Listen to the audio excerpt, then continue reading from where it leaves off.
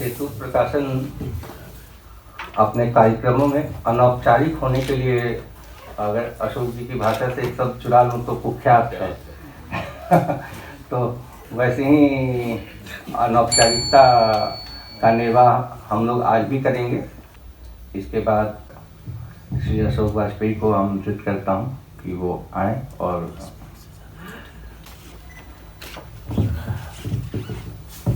मित्रों, मुझे ये ठीक ठीक पता नहीं है कि ये कथेतर समय है कि नहीं है। हो सकता है हो, और मुझे इसकी खबर नहीं लगी है। जहाँ तक मैं जानता हूँ, पश्चिम में जब नॉन फिक्शन शब्द का प्रयोग होना शुरू हुआ तो वो कुछ ऐसी पुस्तकों के लिए कहा जाता था जो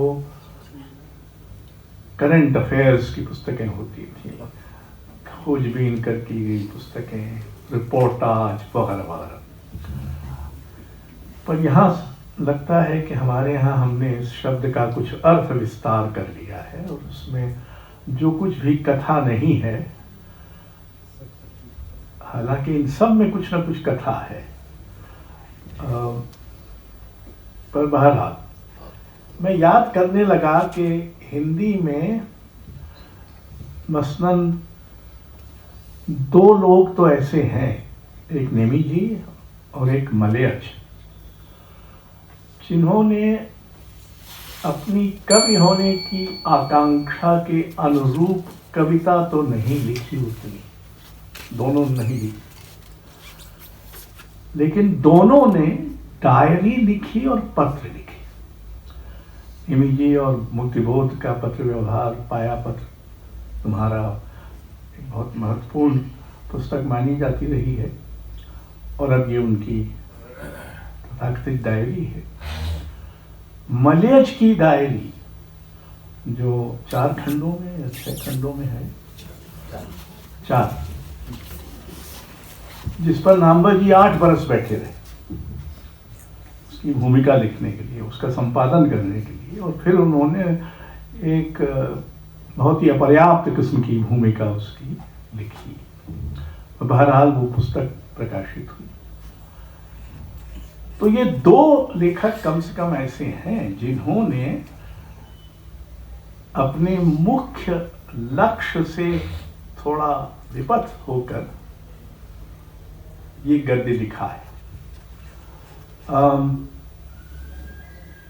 मैं याद करने लगा कि क्या पश्चिम में इस तरह की कोई चीज़ें हुई हैं जिनको हम याद कर सकते हैं। हम लोग जब साहित्य में हाथ पांव मारने के लिए तैयार हुए थे तो जो पुस्तकें हम पढ़ते थे उनमें एक बड़ी प्रसिद्ध पुस्तक थी, diaries of France Kafka. Kafka ने उस समय तक जितना प्रकाशित था वो बहुत अधिक नहीं था, लेकिन उनकी डायरीज और उसके जो उद्धरण थे वो लगभग आधुनिकता की अवधारणाओं के रूप में प्रचलित थे। फ्रांस काफ्का ने ये कहा है, फ्रांस काफ्का ने मसलन ये कहा था कि there is a point beyond which there is a point beyond which there is nothing. You must reach that point. तो ऐसी बहुत सारी उनकी उक्तियां थी जो उन दिनों बहुत प्रचलित थी। पत्रों का जहां तक संबंध है, इस मामले में पश्चिम में अधिक सक्रियता रही है इन सब चीजों के, ऐसे दस्तावेजों के प्रकाशन की।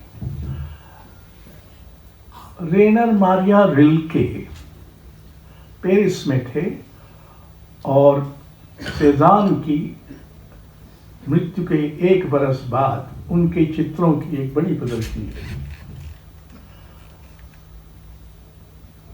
उसको देखने वो जाते थे।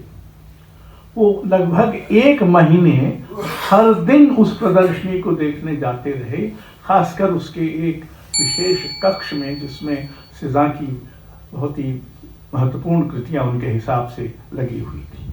और वो हर दिन अपनी पत्नी को एक पत्र लिखते थे जिसका एक अंश सिजा के किसी चित्र के बारे में होता था।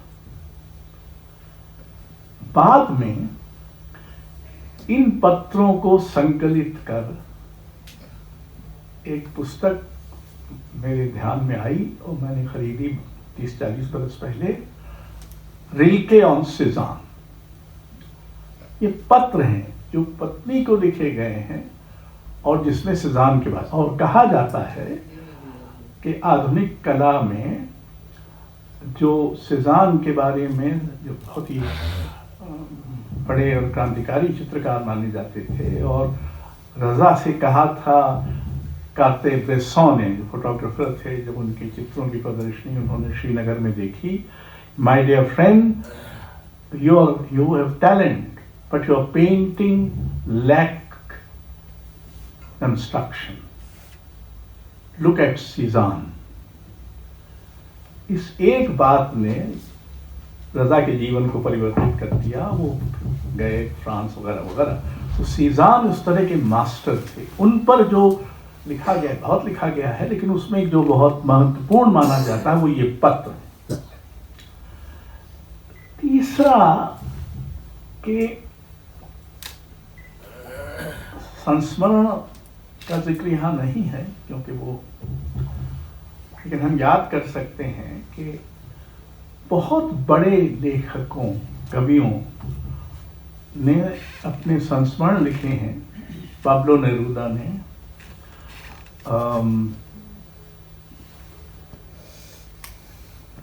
जो संस्मरण एलन गिन्सबर्ग ने अपनी भारत यात्रा के जर्नल्स लिखे। वो बनारस में रहे थे और त्रिलोचन जी से उनका परिचय हुआ था, और त्रिलोचन एक बिहड़ व्यक्ति थे ही, और बनारस में तो और बिहड़ रहे होंगे क्योंकि वहाँ उन्हीं का शहर था।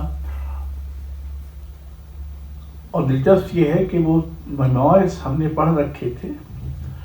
फिर जब उनसे मुलाकात हुई मेरी, आप पर थोड़ा रौब इससे पड़ता होगा ना कि मैं इससे मिला उससे मिला, तो थोड़ा बुढ़ापे में ऐसा करना ज़रूरी है, नहीं तो कहेंगे क्या पढ़ाई लिखा नहीं है कुछ। तो उन्होंने कहा कि there was a poet, an elderly person who was very weird, and his name was Lochan. So obviously he was referring to Lochan. पर एक और कवि थे, उनका नाम था नागानंद मुक्तिकंठ, खुदा जाने कहाँ गायब हो गए। उनसे भी वो मिले थे और वो नागानंद मुक्तिकंठ का नाम उन्हें पूरा याद था। बहरहाल ऑक्टेवियो पाज ने दो महत्वपूर्ण पुस्तकें लिखी। एक पुस्तक है in the light of India, जो उनके यहाँ कलाकार, ज़्यादातर कलाकारों से जो संबंध थे, संवाद था, उस पर पुस्तक है। इसमें स्वामीनाथन, राम कुमार, हुसैन इत्यादि इत्यादि सबका जिक्र है और उनका वर्णन है। और दूसरी पुस्तक जो यात्रा वृत्तांत है और जिसका नाम है द मंकी ग्रामेरियन, जयपुर के आसपास या संभवतः जयपुर में ही हनुमान का एक मंदिर है, गलता या ऐसा कुछ, गलता पीठ है, गलता पीठ होगा शायद, जो हनुमान जी का मंदिर है। वो देखने ऑक्टेवियो पास गए थे और फिर उन्होंने हनुमान के बारे में कुछ खोजबीन करने शुरू की होगी। तो उसमें से एक हम सब जानते हैं, मतलब कुछ लोग तो जानते ही होंगे, हालांकि हनुमान चालीसा पढ़ने वाले लोग बढ़ गए हैं लेकिन हनुमान को जानने वाले लोग घट गए हैं। तो उसमें ये था कि एक हनुमत व्याकरण थी और हनुमान वैयाकरण थे, और उन्होंने हनुमत व्याकरण के नाम से एक ग्रंथ लिखा था जिसके कुछ अंश मिलते हैं पर पूरा ग्रंथ कभी मिला नहीं, और उसका उल्लेख पाणिनि ने अपने व्याकरण में यत्र तत्र किया है। इस सब को लेकर उन्होंने जो रूपक बनाया वो था द मंकी ग्रामेरियन, और ये पुस्तक मूलतः तो स्पेनिश में लिखी गई थी, फिर उसका अंग्रेजी अनुवाद हुआ जो अंग्रेजी और फ्रेंच अनुवाद छपे उन पर चित्र मकबूल फिदा हुसैन का बनाया हुआ हनुमान का चित्र। तो कहां से कहां चीजें जुड़ती हैं और आपको क्या जानकारी मिलती है। अगर आप ये जैसे मलयज ने कभी अपनी विपन्नता का जिक्र कभी किया नहीं किसी और से, लगभग किसी और से। और आप इसको पढ़ें तो आपको पता लगेगा कि उनको कितनी वित्तीय कठिनाइयां थी और वो कितने प्रसन्न होते थे अगर उनको मध्य प्रदेश में कविता पाठ के लिए बुला लिया जाए, क्योंकि उन्होंने उल्लेख किया कि इससे मुझे 200 रुपये मिल जाएंगे और इससे कोई पता नहीं क्या करना है उसके लिए पैसा हो जाएगा वगैरह वगैरह। तो नेमी जी अपनी डायरी में रोजनामचा में ये लिख रहे हैं कि आज राजीव गांधी की मृत्यु हो गई और उसके बाद कांग्रेस पार्टी ने तय किया है कि सोनिया गांधी प्रधानमंत्री बनेंगी और उसकी भूल भूल निंदा की। और फिर अगले दिन लिखा है कि सौभाग्य से सोनिया गांधी ने ये पद लेने से इनकार कर दिया है। तो ये सब जो बहुत सारे ऐसे छोटे मोटे ब्यौरे तथ्य हैं दोनों में, इनके पत्रों में भी मलयज के हमारी निम्न मध्यवर्गीय जिंदगी में एक लेखक होने की क्या यंत्रणा है, इसकी लगभग इसमें गाथा है। और दूसरी तरफ ये जो निमी जी की जो डायरी है उसमें एक दूसरी किस्म का कि साधन हैं पर पर्याप्त नहीं है, लेकिन ऐसी जिंदगी है जिसमें ये सब भी है वो सब भी है। मैंने डायरी कभी नहीं की। आप कह सकते हैं मैं अपना सामना करने से डरता रहा, तो मैंने निर्भयता अपने सार्वजनिक जीवन में रख ली। सोचा कि अपना सामना करने के बजाय दूसरों का सामना करना ज़्यादा ठीक है। तो मैंने डायरी कभी नहीं लिखी, लेकिन जब कभी कभार लिखना शुरू किया तो वो एक तरह की डायरी ही है, सार्वजनिक डायरी है। हर सप्ताह लिखते हैं और उसमें ये सब जो तत्व हैं कथेतर गद्य के उसमें शामिल हैं। कुछ पढ़ा, कहीं गए, किसी को देखा, किसी से गप लगाई वगैरह वगैरह, तो वो सब उसमें करता रहा। मुझे जो पत्र मिले, एक ज़माने में मैं पत्र लिखता था, लंबे लंबे पत्र लिखता था लोगों को प्रेरित करने के लिए कि वो लिखें पूर्वग्रह में। तो जैसे मैंने कपिला जी को एक बार पत्र लिखा कि हमारा जो नृत्य है वो या तो मंदिरों में होता है या दरबार में। अब न तो वो मंदिर में होता है न दरबार में होता है। तो ये जो स्पेस उसका बंधा बंधाया स्पेस है वो तो ध्वस्त हो गया, अब वो नहीं है, न वो मंदिर में है न दरबार में है। तो ये जो अधिक निरपेक्ष सा सार्वजनिक मंच है, इसका नृत्य कहाँ है? यानी अगर ये स्पेस इनकार कर दे कि न तो हम मंदिर में बदलेंगे न हम दरबार में बदलेंगे, हमारा नाचो, यानी इसी स्पेस को नाचो, तो कैसे होगा? ऐसे लिखता था। मैंने निर्मल वर्मा को चिट्ठी लिखी कि ये भारतीय उपन्यास की अवधारणा क्या हो सकती है। तो निर्मल जी ने एक लंबा लिखा है। मसलन जब प्रेमचंद की जन्म शताब्दी हो रही थी, हाँ, नामवर जी कैसे बेतरह याद आते हैं। उन्होंने आरोप लगाया कि भारत भवन ने प्रेमचंद की जन्म शताब्दी मनाई नहीं।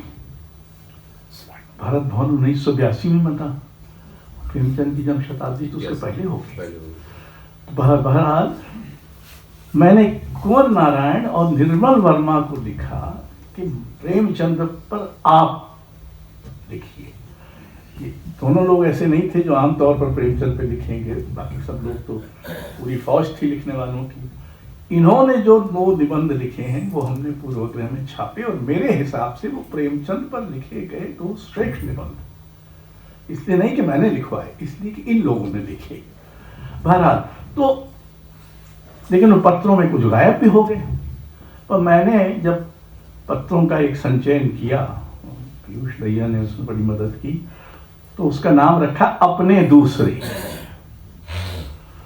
और कई बार इन पत्रों से आपको ये पता जो आप भूल गए, मसलन मुक्तिबोध जो अपनी कविताओं को कभी संभाल कर नहीं रख पाए, जिनके पास कविताएं लिखने के लिए साफ सुथरे कागज का अभाव था, और वो प्रेस नोट जो जारी होते थे ब्रिटिश इंफॉर्मेशन सर्विस और अमेरिकन न्यूज़ सर्विस के साइक्लोस्टाइल, तो वो एक तरफ साइक्लोस्टाइल होते थे, तो मुक्तिबोध उसकी दूसरी तरफ जो सफ़ेद खाली पेज होता था उस पर कविताएं लिखते थे। और कई बार उनकी कविताओं की तारीख तय करने में निमी जी ने इसकी मदद की कि क्या कब वो लिखा गया है। तो 1900 अगर ये 58 का है तो 1958 के प्रेस नोट से पता चलेगा, क्योंकि उन्होंने तारीख की नहीं।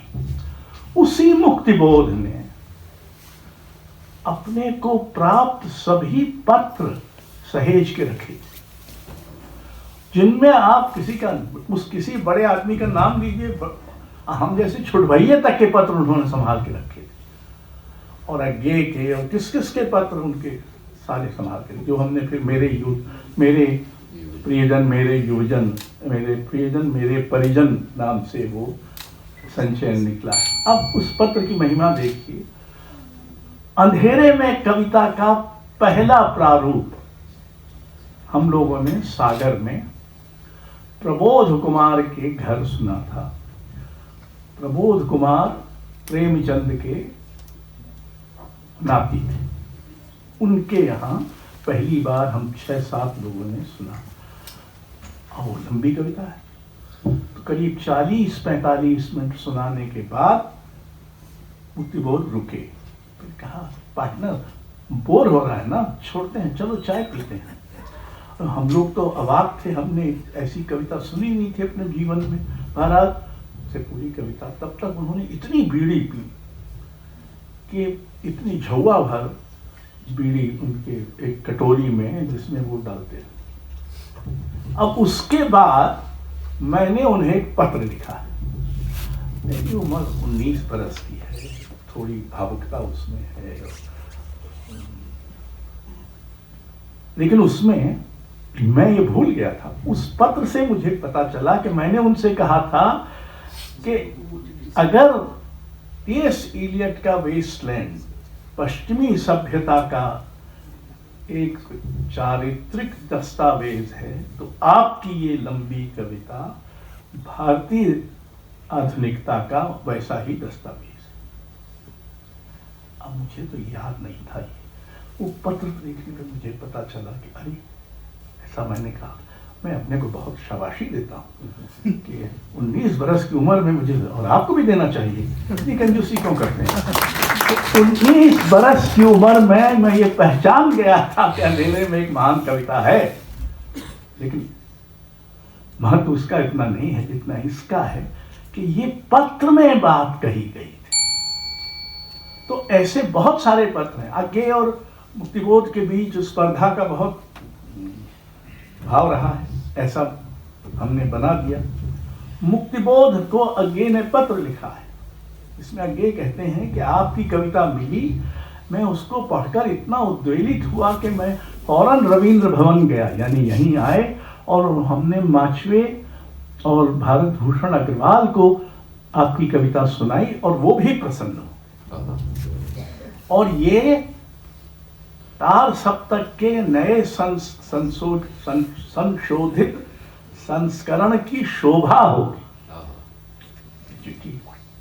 और हम उसी जमाने में अज्ञे और मुक्तिबोध के बीच, तो पत्र बहुत सारे परिप्रेक्ष्य को भी दुरुस्त कर सकते हैं और बता सकते हैं कि लोगों के बीच ऐसी शत्रुता नहीं थी जैसा आप समझते हैं। जब नामवर जी चले गए सागर छोड़ के, हम लोग बहुत हताश, 1 साल पढ़ाया, उन्होंने चले गए, तो हमने उनको चिट्ठी लिखी कि क्या हुआ। हम लोगों को पता ही, तरह तरह की अफवाहें शहर में। तो नामवर जी की जो चिट्ठी आई उसमें उन्होंने कहा कि उसे गुल ने कुछ, बुलबुल ने कुछ, गुलशन ने कुछ समझा, चमन में कितनी मानी खेस थी ये खामोशी मेरी। ये लिख के इस बारे में बस इतना ही कहना है वगैरह। तो ये सब चीज़ें पता लगती, और इन सब का जो सबसे महत्वपूर्ण पक्ष है, हमको ये समझ में आता है कि हमारे लेखक उतने ही मिट्टी के माधो होते हैं जितने बाकी मिट्टी के माधो, और वो भी मनुष्य होते हैं, इसलिए उनकी भी कमजोरियां, विफलताएं, पूर्वग्रह इत्यादि इत्यादि होती हैं। और ये जो एक हमारे मन में एक बड़े लेखक की छवि बनती है, जैसे कोई दिव्य पुरुष है और कहीं अवतारी पुरुष है वगैरह वगैरह, ये थोड़ी हटती है। यानी हम लेखकों को मनुष्य के रूप में भी पहचान पाते हैं, उनकी सारी अपर्याप्तताओं के बावजूद। साहित्य का एक ज़रूरी काम आपको बार बार ये याद दिलाना है कि कठिन से कठिन और असंभव से असंभव स्थिति में भी मनुष्य हुआ जा सकता है, मनुष्य बचा जा सकता है।